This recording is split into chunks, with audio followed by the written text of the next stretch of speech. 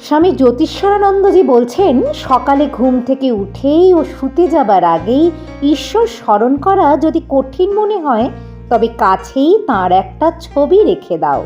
আলো নিভিয়ে দেবার সময় আর সকালে ঘুম ভাঙলেই ওই ছবির দিকে তাকানো অভ্যেসে পরিণত করো।